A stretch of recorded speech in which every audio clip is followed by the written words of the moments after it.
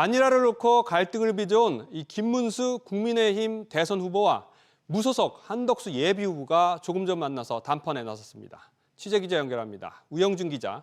네, 우영준입니다. 현재 회동이 어떻게 진행 중인가요? 네, 김문수 국민의힘 후보와 한덕수 후보가 오후 6시부터 서울 종로구 삼청동에 위치한 한 식당에서 회동을 가졌습니다. 이 자리에서 대통령 후보 단일화 담판이 이뤄질 것으로 보입니다. 6시 2분쯤 한덕수 후보가 먼저 도착을 했고 이후 김문수 후보가 도착을 했습니다. 들어가기 전 두 후보 모두 별다른 얘기 없이 취재진에게 간단한 인사만 한 뒤 곧장 회동 장소로 들어갔습니다. 오늘 중으로 이 단일화 관련 담판이 결론이 나올까요? 네, 회동에 앞서 한덕수 후보는 긴급 기자회견을 열었습니다. 이 자리에서 단일화가 이뤄지지 않으면 대선 본 후보 등록을 하지 않겠다고 밝혔습니다. 방식 역시 한 후보는 여론조사도 좋고 TV 토론도 좋다며 공정하고 적법한 절차에 따라 이뤄지는 그 어떤 절차에도 아무런 불만 없이 임하고 결과에 적극 승복하겠다고 강조했습니다. 국민의힘은 오는 10일에서 11일 중 전당대회를 개최하겠다는 소집 공고를 내면서 사실상 후보 단일화를 거쳐 당의 최종 대선 후보를 선출하겠다는 계획을 내놨는데요. 이에 김 후보 측은 당 지도부가 후보를 끌어내리려 하고 있다고 반발하며 후보 단일화를 위한 전국위원회와 전당대회 개최를 막아달라며 가처분 신청을 냈습니다. 권성동 국민의힘 원내대표는 반드시 오늘 안에 단일화를 확정 지어야 한다고 밝힌 만큼 이르면 오늘 중 단일화에 대한 구체적인 내용이 나올 것으로 보입니다. SBS 미주 우영준입니다. 이번에는 대선 후보들의 주요 공약 비교해 보겠습니다. 최대 관심사인 부동산에서 후보들은 한 목소리로 규제 완화를 내걸었는데 접근 방식에서는 차이가 큽니다. 이 내용은 정보윤 기자와 자세히 알아보도록 하겠습니다. 자, 정 기자, 후보들이 부동산 관련 공약을 다 내놓은 건 아니죠? 네, 그렇습니다. 다만 후보들 모두 공급 확대와 규제 완화에는 의견이 일치했는데요.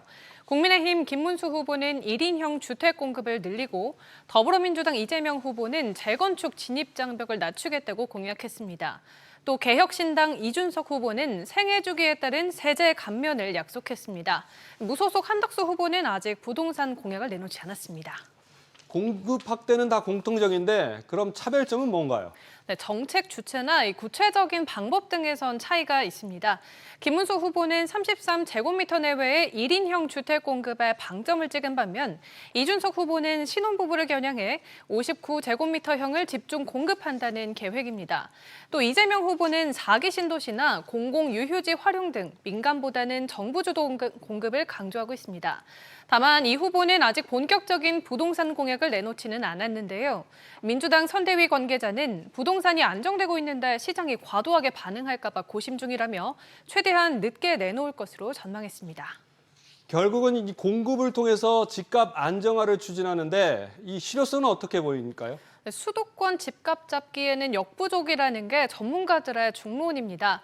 공급 정책은 시장에 반영되기까지 최소 10년 이상 걸리는 데다 향후 금리도 인하할 것으로 예상되기 때문입니다. 들어보시죠. 당연히 수요를 자극을 해서 이제 가격이 어느 정도 오를 가능성이 상당히 높아 보이는 상황에서 공급을 갖다가 계속 열심히 하겠다라고 하는 것은 제가 보기엔 조금 때 늦은 감이 없지 않아 있다. 네, 또 일부 지역 중심으로 집값이 계속 오르고 있는 가운데 공급이 확대되면 청약 과열 현상이 반복될 거라는 점도 우려로 제기되고 있습니다. 네, 정 기자 잘 들었습니다. 삼성전자가 5천억 원 규모의 글로벌 프리미엄 오디오 브랜드를 인수하면서 8년여 만에 대규모 M&A 행보를 재개했습니다. 미국발 관세 전쟁과 반도체 사업 부진 속 성사된 빅딜인데 향후 삼성그룹의 미래 성장 동력 확보에 어떤 의미를 가지고 있는지 조슬기 기자가 짚어봤습니다. 삼성전자는 자회사 하만이 현지 시간 6일 미국 마시모사의 오디오 사업부를 3억 5천만 달러, 우리 돈 약 5천억 원에 인수한다고 밝혔습니다. 삼성전자가 대형 M&A에 나선 건 지난 2017년 3월 80억 달러의 하만을 인수한 이후 8년 만입니다. 하만이 이번에 인수하는 오디오 브랜드는 글로벌 하이엔드 오디오 시장 점유율 1위인 바워센 윌킨스를 비롯해 데논, 마란츠, 폴크, 데미니티브 테크놀로지 등입니다. 이번 인수로 글로벌 오디오 명가로 거듭나는 한편 차량용 전장 사업 기반을 한층 강화했습니다. 또 차별화된 음향 오디오 기술을 모바일과 TV 등 가전 생태계 전반으로 확대하고 스마트홈 플랫폼 스마트싱스를 통해 기술 내재화에 나설 것이라는 관측도 나옵니다. 변혁의 시대, 변화의 시대에 삼성이 성장 엔진을 계속 착장하기 위해서는 경영 전략 차원에서 M&A가 필요하다라는 주문이 많이 있었습니다. 그래서 이번 M&A 건이 매우 좀 상징성이 있고요. 스마트폰 사업 호조에도 주력인 반도체 사업 부진이 장기화되면서 삼성전자의 성장 동력 확보는 시급한 과제입니다. 미국발 관세 전쟁으로 대외 불확실성이 커지면서 미래 경쟁력을 책임질 삼성의 후속 M&A 발걸음이 이어질지도 관심사입니다. SBS 비즈 조슬기입니다. 맞벌이와 1인 가구가 늘면서 가사 부담을 덜어주는 가전제품에 대한 수요가 늘고 있습니다. 특히 로봇 청소기의 기능이 진화를 거듭하면서 국내 업체 간 기술 경쟁도 치열해지고 있습니다. 정대한 기자의 보도입니다. 어린 두 아이를 키우며 맞벌이를 하고 있는 신승재 씨. 퇴근 후 식사 준비와 육아만으로도 집안일 부담이 커지자 로봇 청소기를 새롭게 장만했습니다. 아이가 생기고 일이 끝이 없다 보니까 저희 시간이랑 체력을 좀 세이브해 줄 수 있는 그런 기기를 찾다 보니까 최근에 사용하고 있는 거는 물걸레를 알아서 세척 및 건조까지 다 해줘서 굉장히 흡족해 하고 있습니다. 최근 맞벌이와 1인 가구가 늘어나고 있는 가운데 이처럼 가사노동 시간을 줄여줄 수 있는 로봇 청소기에 대한 수요도 증가하고 있습니다. 글로벌 시장조사기관에 따르면 국내 로봇 청소기 시장 규모는 지난 2020년 1,500억 원에서 4년 사이 4,300억 원으로 3배 급증했습니다. 건조기, 식기세척기와 함께 3대 필수 가전으로 자리 잡은 로봇 청소기는 단순한 먼지 청소를 넘어 물걸레를 이용한 청소에 자동으로 세척까지 해주는 단계로 진화했습니다. 롤러형 물걸레는 기존 원판용 물걸레 대비 최대 16배 강한 압력으로 바닥을 깨끗하게 청소합니다. 40도에서 75도의 깨끗한 온수로 한 번 더 세척하고 열풍으로 건조하는 등 물걸레를 항상 청결하게 유지합니다. 토종 가전기업에 더해 신기술로 무장한 중국 기업의 공세가 거세지면서 로봇 청소기 시장의 각축전이 치열해지고 있습니다. SBS 비즈 정대한입니다. 최근 특별한 날, 이 추억이 깃든 사진이나 문구를 인쇄하는 포토프린트와 이 개인 맞춤형 케이크가 SNS에서 인기를 끌고 있습니다.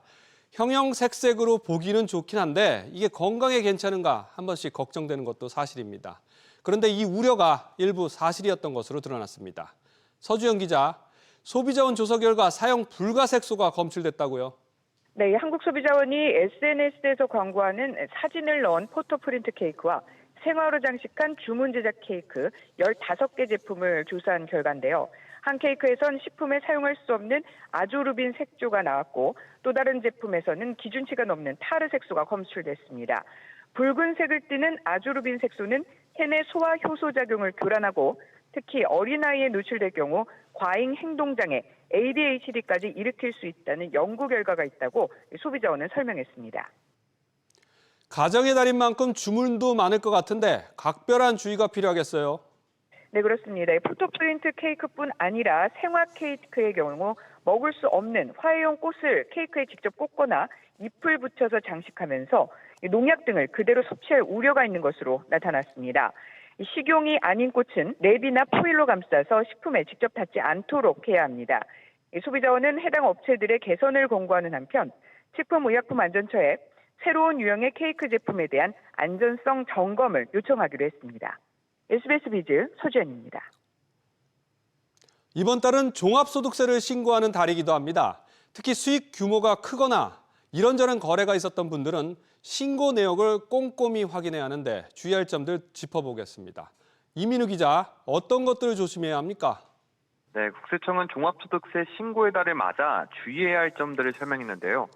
대표적인 경우를 예로 들면 전문 강사 A씨는 여러 업체에서 계속적으로 그리고 반복적으로 강의를 진행하고 받은 금액을 기타 소득으로 신고했습니다. 하지만 업체들이 낸 지급 명세서를 분석한 결과 국세청은 지속적인 용역에 대한 대가가 사업소득에 해당한다고 판단했습니다. 이후 국세청은 A씨에게 가산세와 함께 종합소득세를 추징했습니다. 부동산 가계약금 역시 신고 대상입니다. 개인 납세자 B씨는 보유한 아파트를 매도하는 매매 계약을 체결하고 계약금을 받았습니다. 하지만 매수인이 계약을 취소했고 일전에 받은 가계약금을 기타 소득으로 신고하지 않았습니다. 국세청은 국토부로부터 부동산 매매 계약 자료를 분석해 B씨에게 가산세와 함께 종합소득세를 부과했습니다. 이외에도 혼자서 법인을 운영하면서 여비교통비, 복리후생비 등을 과도하게 필요경비로 책정한 사례도 적발됐습니다. 유튜버나 인플루언서 등의 탈세도 문제가 됐었는데 SNS 플랫폼으로 얻은 수입도 역시 신고 대상이죠. 그렇습니다. 유튜브, 틱톡 등 해외 플랫폼으로부터 얻은 외화 수입 금액도 신고 대상입니다. 또 특허권, 저작권 등 무채재산권을 양도한 금액은 기타 소득에 포함돼 20%가 징수됩니다. 아울러 업무 전용 자동차는 보험에 가입하지 않았다면 필요경비에 산입할 수 없습니다. 이와 함께 건물이나 토지 등 사업용 유형자산의 처분가액은 사업소득으로 분류됩니다. 국세청은 올해 성취납부 대상자 119만 명에게 이런 내용을 안내했는데요. 대상자는 신고도움 서비스를 통해 다양한 유형의 개인 맞춤형 정보를 확인할 수 있습니다. SBS 비즈 이민호입니다. 미국 연방준비제도의 기준금리 결정을 하루 앞둔 가운데 코스피가 26일 만에 2,570선을 회복했습니다. 오늘 코스피는 외국인과 기관의 매수세에 힘입어 지난주 금요일보다 0.55% 오른 2,573.8에 거래를 마쳤습니다. 코스닥 지수도 0.13% 오르며 722.81에 장을 마감했습니다. 오후 5시 40분 기준 애프터마켓 종목들은 한국 거래소 종가보다 오른 채 거래되고 있습니다.